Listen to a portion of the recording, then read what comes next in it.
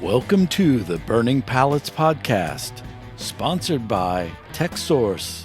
Here's your host, Brian Bolin.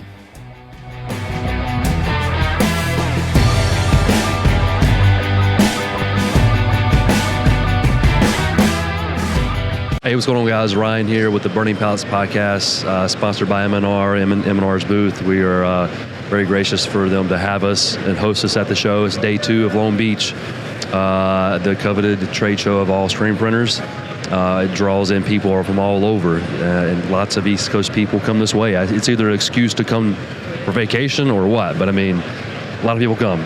To my far end is Mike Hoey, hey, everybody. And then in the middle, we'll let you guys introduce yourselves. I'm Eoin Doherty. My name is James Lonergan. I thought there was going to be a short statement after that. He said, there was a pause. I was like, okay. I'm Eoin Doherty, and I have been here before, and I do this a lot. And you love to screen print. You're here for the screen printing. Mostly networking and running into people that I've come across through the years. Everybody knows everybody here. It's just people keep coming to the show, and you're going to keep meeting the same people over and over. It's just talking about the same things. Mm-hmm. Yeah, but you got some new things coming out, but and so obviously, we caught up with you last night, like at the Aviant mixer. Is it like a mixer? Is that what you call these things? Dinner. Let's call it a dinner. Okay. Mixer sounds weird. Does it? The Catalina wine mixer. It wasn't quite a box social, but maybe a cakewalk. Yeah. But so you guys are industry vets, and in with this, keeping up with the technology, mm-hmm. and you started to talk about some stuff you were doing with M&R, mm-hmm. and I was like, what is that? And I kept saying, is it this? And you're like, no, it's something else. And but give us a little backstory of you guys. Are you guys partners in crime, or what Definitely in crime. We've both been in the game for a while. James and I work together at a place that does not exist anymore,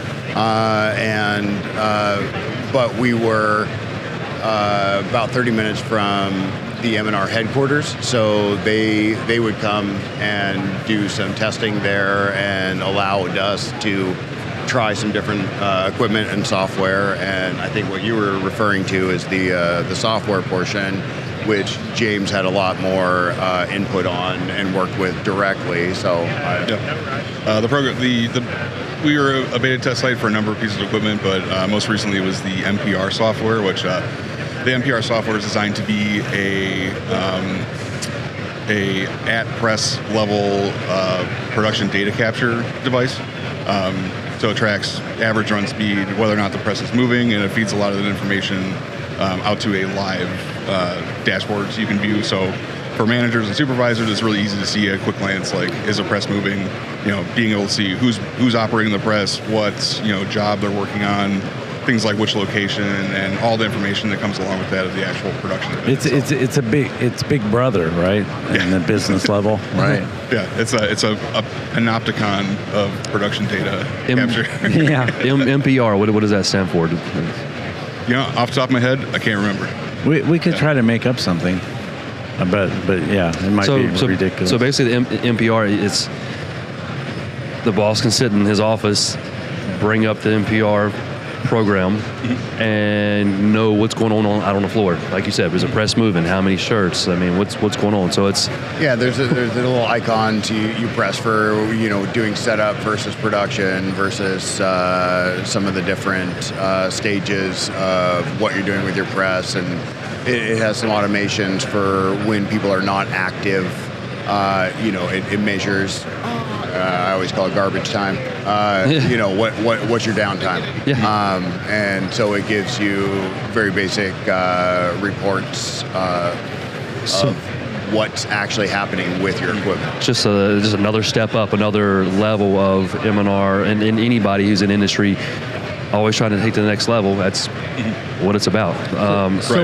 For shops that have or that tend to put a premium on data. It eliminates the necessity to use like paper format things, and the input that we gave them and the way I was hoping that it would come together, which eventually it got very close to that, was to basically eliminate any possibility of self-reporting. Because like when you start getting daily logs from your press operators, and every event is at like a rounded off amount of time. For sure. Everything takes 45 minutes for some reason, or having they figure it out at the end of the day. They're like, I set up the press in like 15 minutes.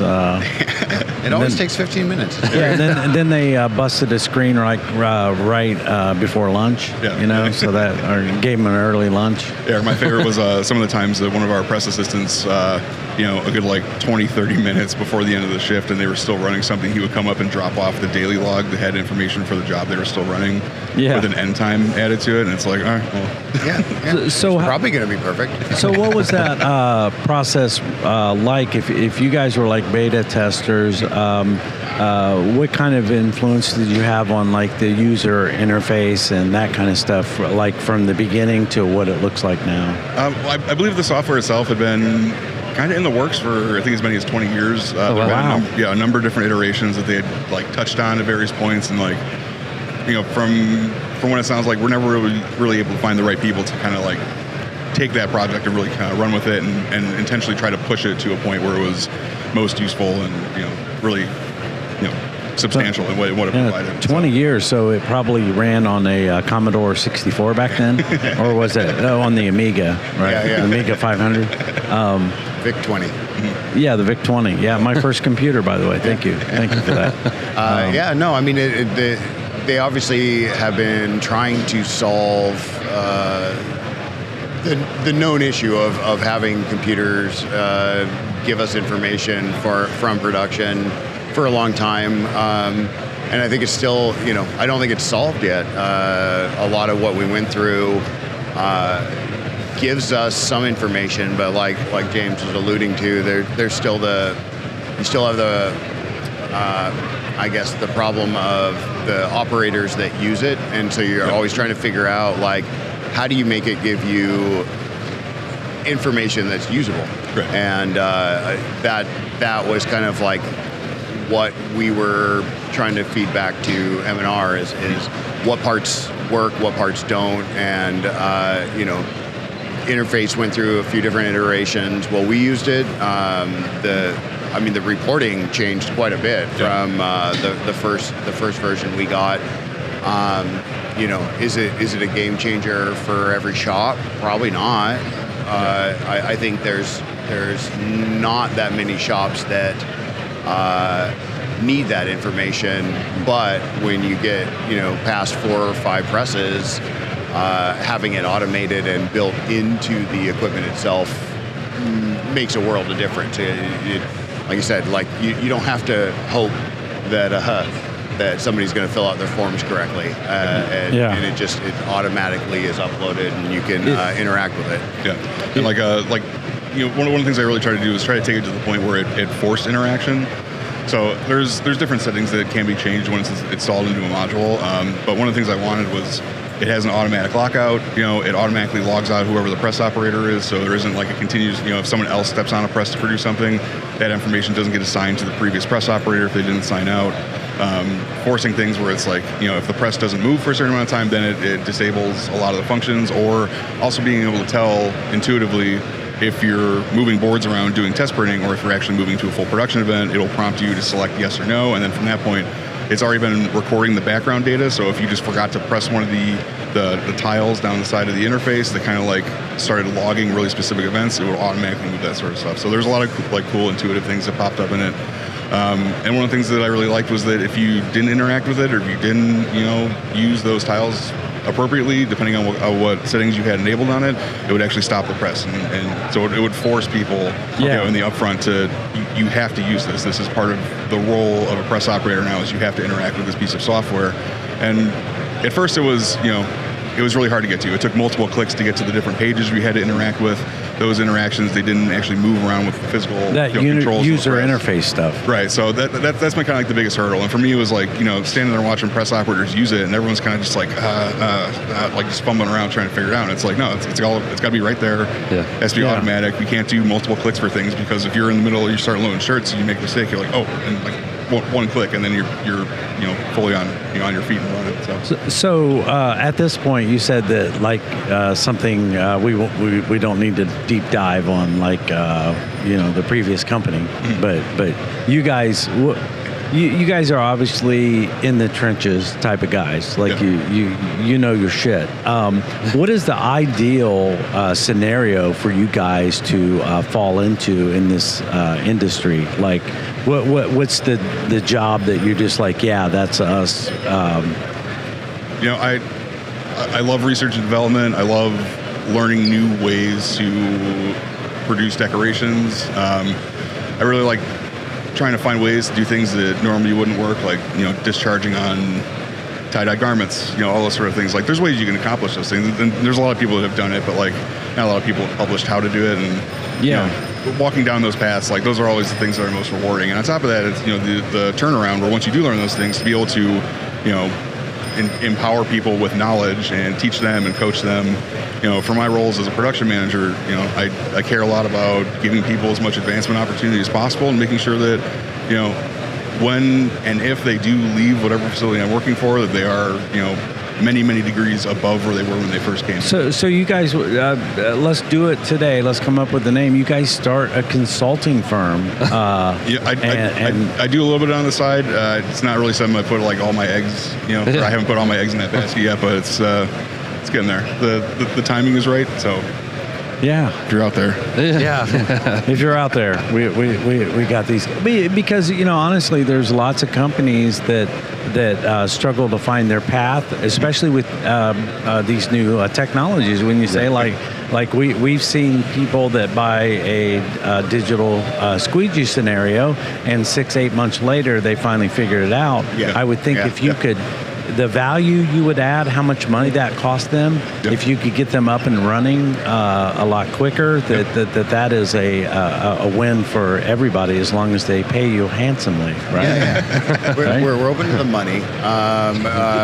But yeah, I think a lot of what we got good at working together was kind of standardizing our testing and figuring out ways to get different kinds of people to, I guess, follow the rules in that regard, and figure out like how do you take out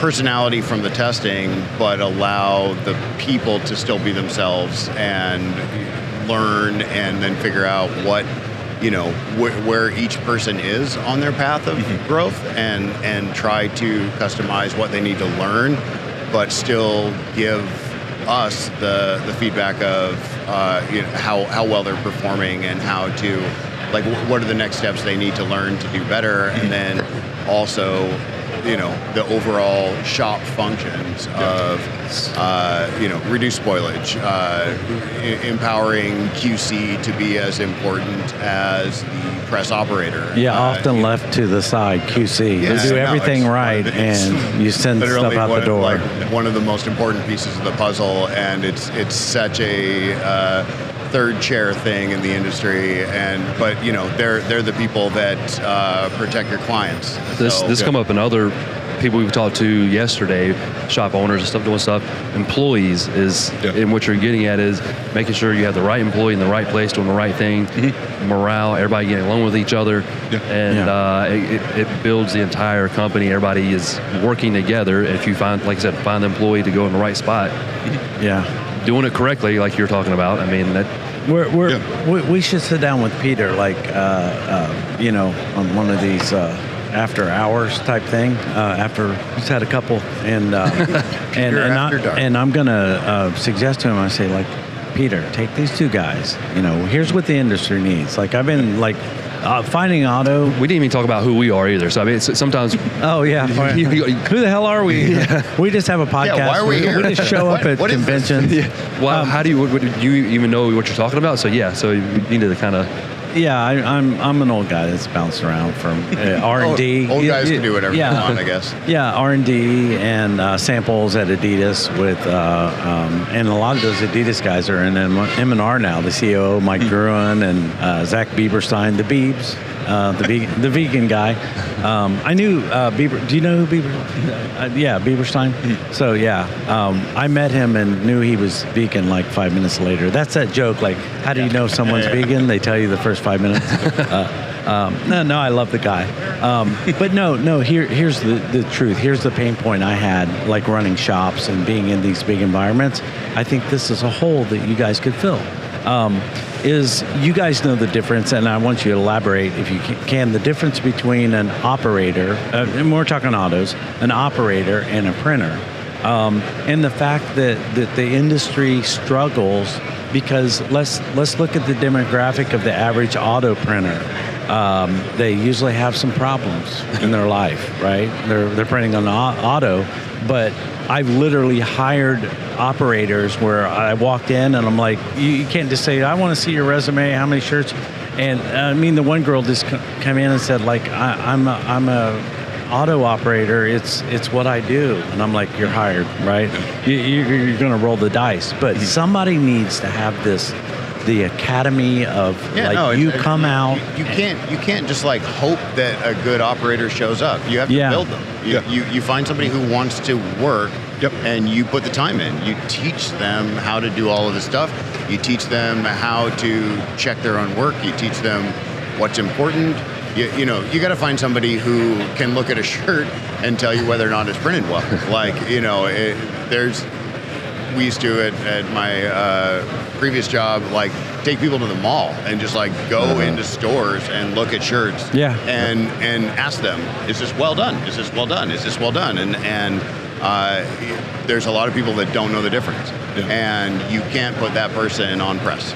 They have to be somebody that is self-correcting and gives a damn. They have to have mechanical skills, but they have to have a little bit of art sense of understanding. They're craft people. I mean, it's craft work. And the problem is like I had people that like, hey, you've been an Op 2 for a while, and she's like someone that's watching what's going on, and it's like, oh, we put a softer squeegee in for laying down the white or whatever, right? But a lot of times I just have to admit, I didn't have time to take her off of that press and spend the time that I could have probably sold that to my company, like, hey, let's send her to the academy. The most common thing you hear from every management is we didn't have the time to whatever. And you have to put in the time. But we need you to do it for us, is what I'm saying. Right, but like, if I have advice, it's schedule the things that you need to do. Schedule maintenance like you would schedule a job, schedule training like you would schedule a job. If you don't, you always have built-in excuses to not do it if you're not investing in your own future, whether it's the people or the equipment or whatever. Like, you have to treat it as importantly as it is. And I don't know, one of the most powerful tools that we built at our last shop was having a dedicated training checklist with a syllabus attached to it that had all the SOPs that were linked to all of those things. And it was basically like, here's the entire training book. And it was regimented, from in 2 weeks, we could take someone, like the ideal candidate for us was someone who was, probably a little bit younger, a little more willing to sweat it out, but was also really interested in the artistic side or had been doing some printing on their own and was kind of like, oh, I want to learn how to do more of this. And it's like, great, if you're going to come work for me, you're going to work your ass off, but I'm going to give you all the tools you need that in the next couple of months you can go to any other shop on the planet aside from us, and you can pick up the press operator job if you want to. You can get a job in any major city around the friggin' globe if you follow what we're trying to teach. If you're good. But I think a lot of companies, like what you talked about, what you're providing in this opportunity and the pathway, a lot of companies don't have that set up, or even when I was like stuck somewhere here and the ownership's up here, that they weren't going to go for that. They weren't going to spend on that. Yeah, there's a huge focus on literature and consulting and training stuff that focuses around the actual physical act of printing and then the business management side. And there's a massive gap there for teaching people how to be good managers and for teaching people how to be personable and have a human touch caring, but also, you know, being able to make sure things are moving as they should. And, you know, all those things they factor into that. Like, it takes a lot of work to build that infrastructure, you know, from a documentation standpoint, but to have the right people to implement that and to have, you know, people who are, you know, enabling people to buy into those programs, that's really difficult. That's really rare. There's a lot of upper management people that are out of touch that need to hear what you guys have said on this. I mean, this is a thing that we all know about, but and you fight it your whole career. But you could ask people that I've worked for in the past. Do you know the difference between a printer and an operator? Do you know the difference? And they're no, they don't get it that all printers are operators, but not all operators are printers. And sometimes that's okay. Like if a girl can, or an employee can load well and you know, pull off, and you got an easy hot market run where it's like 5 colors, you know, cookie cutter, you can set them in that scenario. But if you know, on the daily, that person needs to set up and know when to change a squeegee and stuff that you just have to ask, like, why, if I'm printing wet on wet, why did I like stack up less pressure and a softer squeegee to not pick up ink, right? That one thing, when I tell people, they're like, that blows their mind. And it's only because I ask people that are smarter than me at Adidas. I asked Leon, the Russian guy that was he was an engineer, right? And this guy, this is a guy that changed out those flashes on the MR by himself. That by Adidas, by rule, you had to have 3 people, 1 on each side, and one guy that fling the wire over. This guy, he was a bear, this Russian guy, and he literally he would get away from me, and he just did it all himself. But he taught me those things because I ask, and most people don't know to ask. You know, I mean, how do you get any further without asking? Like everybody go ask somebody smarter than you how they do what it is. Like that's just a fundamental. Yeah, and you know, another thing too is when you're really kind of, once you start giving people the responsibility to produce and to be in charge of the overall print quality. I mean, I would walk up to our people who are doing like their first runs and look at everything they set up and just ask them like, hey, like, why'd you put that squeegee there? And you know, you either get 2 answers, just like, oh, well, I mean, so-and-so always use those ones, so I thought those were the right ones. Or you get people who are like, no, you mentioned that you wanted to do this, so I thought I would try doing stuff like that. And like, there's 2, you know, huge gulfs between those 2 opinions, but for sure, it at least like helps you orient, like, what's the next step for this person? What do I have to teach them? You know, the troubleshooting aspects, all the technical details, like those are things that will come in time. But like sometimes you get people who are really, really hot and like pick up that information like a sponge, and those are brilliant moments. And that's where you start figuring out how to empower your supervisors to notice those differences and use those as training things, because there is space for somebody who doesn't give a damn and can just load shirts straight. Like that's fine. And then you have, you know, the difference between them and an operator, you know, who's actually going to go and do setups and figure out how to, you know, what your angles, what your pressures are. But once they have that done, you can train a lot more people to load shirts than you can to do that. And so by identifying who can ask those questions and who's actually thinking about the results of choices, those are coachable opportunities that you look for in the different staff. A really great supervisor manager really doesn't let any of those teachable moments go through, and it's not, you know, for the sake of criticism. You know, you're not trying to make people feel bad about them making mistakes. It's they have to learn. You have to be, you know, personable about approaching those things. You know, I'm a big believer in criticize in private, praise in public. You know, so like around everyone else, it's like, let's celebrate these small wins. Like, give this person a hand because they figured out their first 8-color simulated process print after like, you know, 6 months of training. And you know, in a lot of ways, it's like I didn't set them up to do that. They just kind of landed on their schedule, you know, and they knocked it out of the park. So let's, you know, give them a round of applause for that stuff. But if you got people who are critically, you know, who are, you know, aloof or not involved, don't want to be there, or have personality issues and stuff, you got to pull those people aside and be like, hey, I understand what's going on, but like I really need you to start, you know, aiming for a couple of these really specific goals so we can take you to the next level. And like, I mean, I've had people that were, you know, really, really not nice people that have worked underneath me, but were at least like somewhat receptive to that, and it's like it takes time to break down those walls of people, but that's that's an important thing to be able to do as a supervisor or manager. I like it. What you said, criticize in private, applaud. Praise in public. That's good. Yeah. And James has been instrumental in that.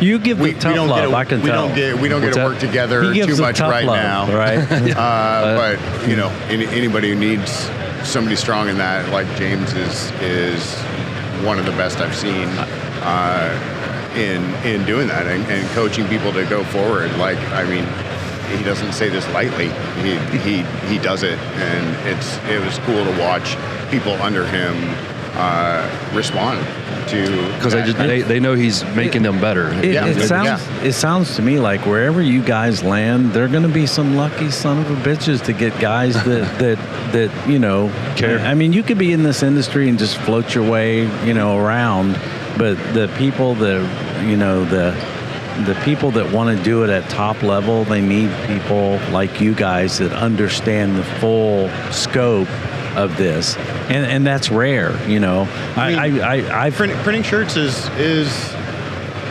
not that difficult. It's not brain surgery. Staff is hard, and figuring out how to, I consider this a lifelong endeavor. For sure. You said this in every podcast. Once you get in this business and in this industry, you never leave.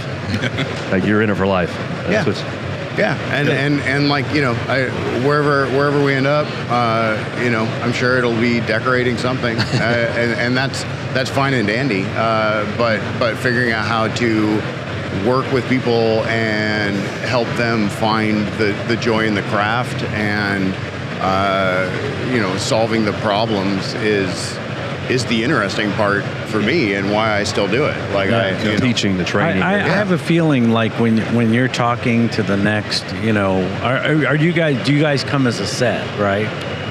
Maybe. I don't know. We hold hands, but no. I mean, are they getting the dynamic? Are we getting Batman and Robin? I think we're both open to whatever. So from my perspective, I think this guy's the expert, and and working with him for a couple of years, he really kind of helped mold me in his image, which is, I don't know, the bar for upper management in a lot of places is set so incredibly low, and it was it was so refreshing to work with someone that low. It was so refreshing to work with someone who forced you to be better, and it's like, that's not like a comfortable thing to go through. For sure. It's required. And it was I never had somebody push me to that point before. But I have a feeling when you're talking, before you like say, okay, I'll come there, let me sign, that you're actually going to be interviewing them versus them interviewing you. I mean, the place we were just at, frankly, shit the bed and ruined a lot of things, and I think that wherever we go next, there's definitely a lot of questions going into that.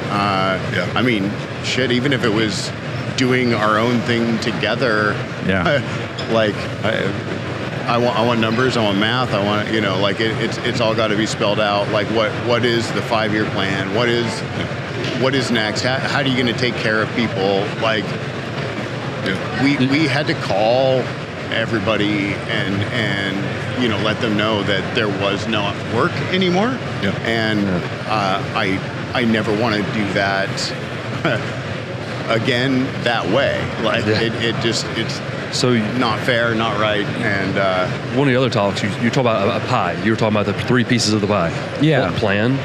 Logistics, and it was one more. Morale. Yeah. Those to me are 33.33% equal, and the one that's overlooked the most is the morale piece. And who I learned that from, I'll tell you, it was Commanding General Johnson in the 82nd Airborne. And he lived by that, and he held the colonels underneath him to that. When he came and visited us, the first question he asked how's the morale of the men? Are they getting mail? How good is the food? That he understood that it's morale that wins wars. Yeah. But that plan and the logistics are the no-brainers. You have to have a plan, and you have to have the supplies or the need. And that's the balance that I always tried to strike if I was running a shop. You know, I was a mellow boss. You know, like nobody could rattle me.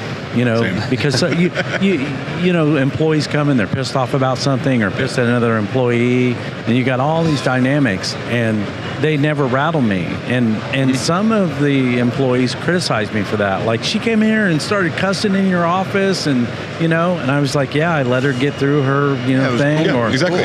Yeah, and I was like, are you okay? You know, are you okay? Yeah. But I never took it personally, you know, because I understood that, some people, you know, they and so that was my way of saying, like, I'm safe if you need to, like, vent, because you're pissed because the company's not giving you that bonus for running the hot market and staying up for 12 hours, and all we gave you was a freaking hot dog, you know. Yeah. I mean, those things are really important. I mean, for what he mentioned about having to call everybody and let them know, like, hey, we all got fired. Oh, yeah. You know, I've been there. Yeah, having to go through that process, I don't know, I was really taken aback that, you know, for me and a lot of my crew, we cried in those conversations. It wasn't fun. It was really sad. Everyone was really shocked because none of us saw that coming. But sorry. No, we're good. Yeah, we're wide good. open. Every phone call, you know, before we wrapped up, it was, you know, a mutual, like, hey, are you going to be okay? Yeah. And also a lot of, you know, people thanking me, like, hey, this is a miserable situation, but thank you so much for being a good manager and giving me purpose and direction and all these things that they lacked before. And you probably taught them well, and they, like you were saying again, and you wanted to teach your employees so that they can go off to another shop if they have to, and they're going to be successful at the next shop because the way you taught Yeah, I mean, there were, you know, there was definitely a good period of time where the company was struggling and had a lot of conversations, you know, within the last 4 or 5 months, you know, before everything closed up, where people were kind of like, you know, once the inflation really kind of ballooned significantly, and, you know, a lot of our best people came to me and were like, you know, the money's not right, you know, my shit's fucked up, you know, I need help, but, you know, having to be, you know, honest and transparent, being like, well, we're still in the pay freeze, or like when they do let us, you know, pay for you guys, like, it's gonna be really tight, and like, I don't want to bullshit you, and I would also be a really shitty manager if I stood in the way of you finding a better opportunity. Yeah, you know, for sure. Like, it's my goal to make sure that you're open to those things, and like feel empowered to take them if they do show up, you know, and it's not a failure on us, it's that, you know, you are comfortable to move on to those things, and you're capable of competing in that pool. And, you know, it was, I don't know, all those people that came to me to have those conversations throughout everything, none of them ended up leaving. And, you know, at the end of it, once we all lost our jobs, you know, everyone still had thank yous for, like, you know, thanks for giving me the opportunity and really kind of putting your own effort into You were like better. you were like the captain that wasn't going to take the life raft, right? And you just went down with the ship. Yeah, right? no, like I mean, honorable men. I mean, my main concern still is making sure that I can find adequate landing zones for all of our crew that are still out of work. And, you know, luckily, you know, we had some people who really stepped up to help us. Dave Eggers from Multicraft, he was one of the first people I talked to who was like, give everyone my number. I will try to find work for as many people as possible. I've been through that too, and I felt good about it because I could call competitors. Like when our company was sold, they literally they walked in and they said, meet your new owners. You know, they're moving this out of state, right? They'll offer a few of you jobs. You know, it's very ambiguous, but. Fortunately for me, I was already on a new path. I had already been in contact with Texsource, told them what my future was going to be, and I sensed there was some writing on the wall. But it did make me feel good to be able to call like guys that we stole their business, we stole your accounts, you know, because we served them better, and said like, hey, this operator is available. Mm-hmm. You'd be lucky to get this person, and this is what you need to pay her. And I bumped it up at like $2 an hour more than I was paying her. That I was allowed to pay her, right? Yeah. So. That felt good because you have some employees. I just can't vouch for you, dude. You know. Yeah. But I had to keep you because somebody had to like reclaim the screens. You know. Yeah, there's you know, like you do your best to work with people. Some people, they just, they're still in the development phase. It's like, there's still a handful of people on our crew where I was like, shit, man, I was really expecting to have at least another 3, 4, 6 months to work on this, and now it's kind of like, damn, I gotta just kind of let you go. I can't get the job for you, but it's like I can at least introduce you to the people who will. And I can tell you what I think you need to improve on still, out the door, and to your point earlier, like a lot of the conversations, people were thankful for that, letters of recommendation I was asked for. I'm like, well, I'm going to write this, but you actually have to try harder. But I'll write it. And that tracked back all the way to our review process. I mean, when I first got hired on, I was mostly handling administrative duties before I really, bumped up to full-on production manager. And the first round of reviews that I did for 30 or 40 people, I put 50,000 words into all the reviews that I wrote for people. I mean, some of them were 2,000-3,000 words because I had a lot to say about what that person had to do or what they should. We have AI for that now. Right. Yeah. Immediately afterwards, we figured out that tool. We started using it to write all of our job descriptions. And, yeah, that's awesome. I have to say, guys, we're on podcast 13, but this is rare to get this insightful, side of the industry that I think a lot of people can benefit from the wisdom that completely different from other interviews we've that you're dropping on here because I know this, and you guys know this industry. You guys were whoever gets you guys on their team, they're going to be some lucky son of a bitches. Period. Flat out. And thank you for giving us the platform because we've talked about this stuff all the time. For years, these are the conversations we've been having, but really pretty rarely run into people who are thinking about things on this level. And I don't know, that's not a brag, but I don't know. I think that between the two of us, we have some really special ideas and some special approaches. So thanks for being and call the 800 number down here if you want to hire these guys today. So please make the check out to cash. Or just payment cash. Bitcoin. Will you guys take Bitcoin? No. Dogecoin, right? Dogecoin. Right. All right. Okay. Gold. No, I like I said, I appreciate you guys are a real treat to have on here because, like I said, you guys have that inside track of information that is so overlooked. And Ryan would kill me, but we could talk until somebody fell out of the chair. We're good. I mean, I was going to just jump in on something completely different from what we're talking about. What all equipment are you guys used to working on? I mean, I just let that one riff and go. That was good.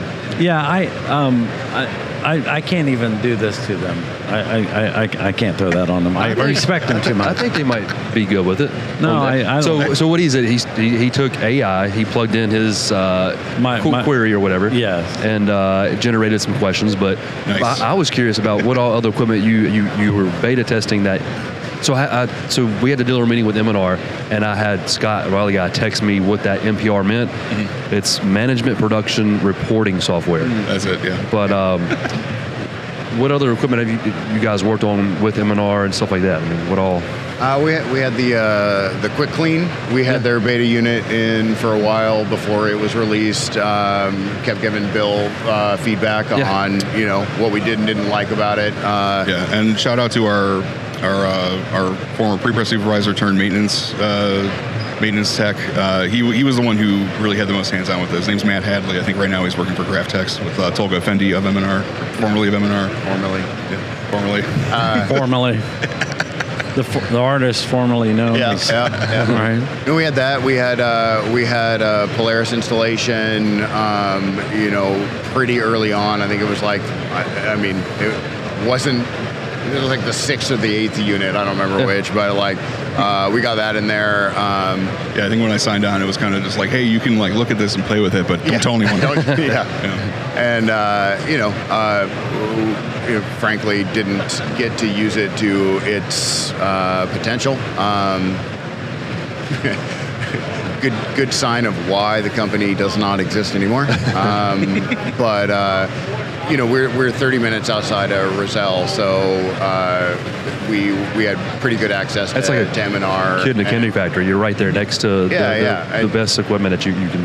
Yeah, get your hands on. absolutely. And the spot previous, we opened 3 facilities, and they were all around the country. And having some techs like, you know what, just text me. I could probably stop by on the way home.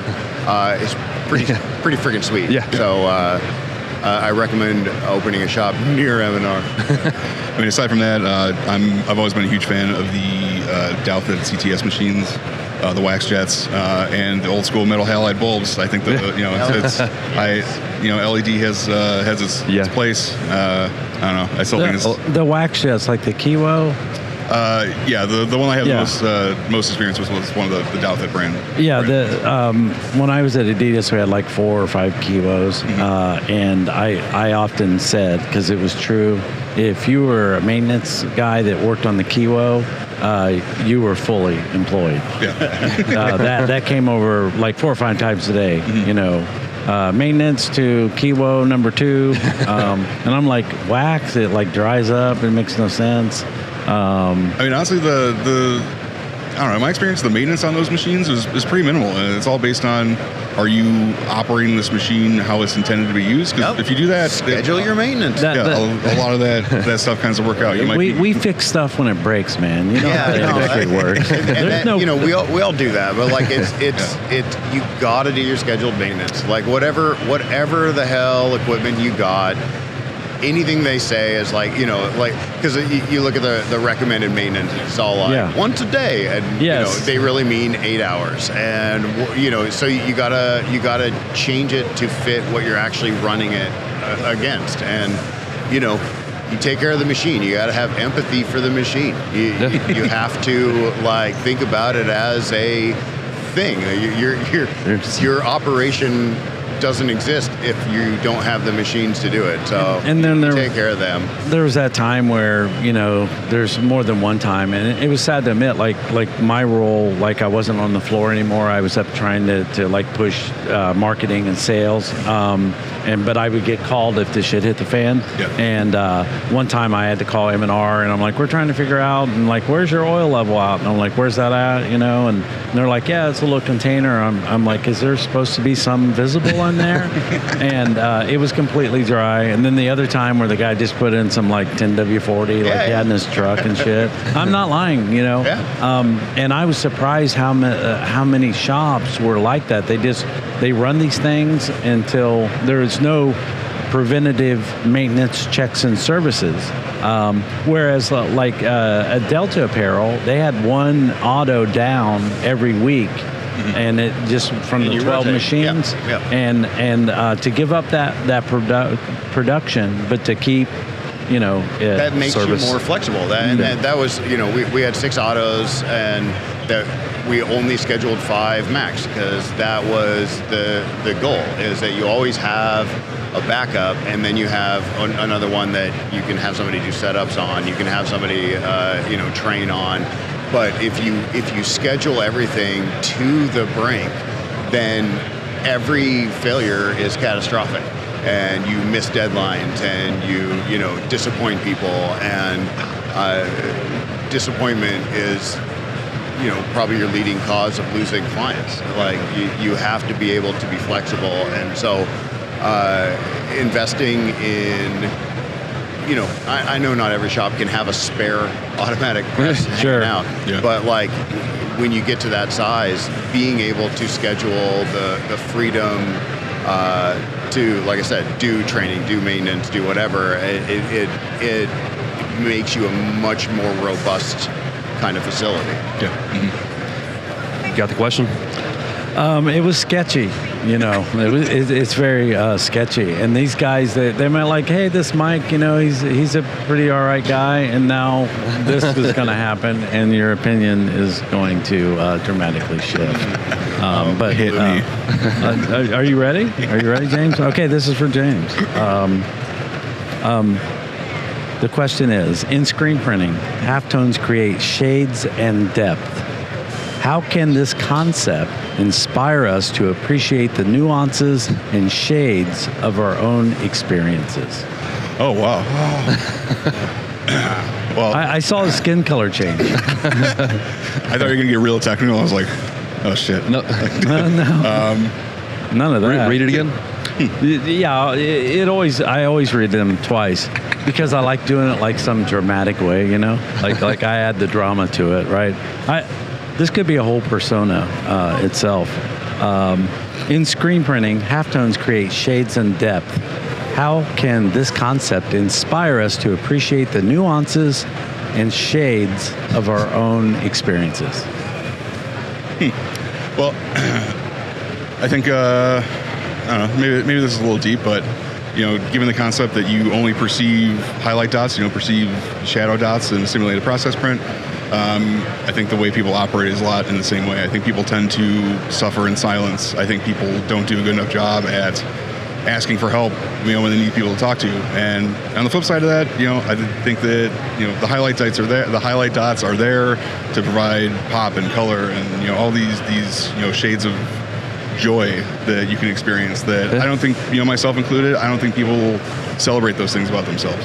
And we're the mid. That was good. Yeah, very good. Look, I felt that's your new band name.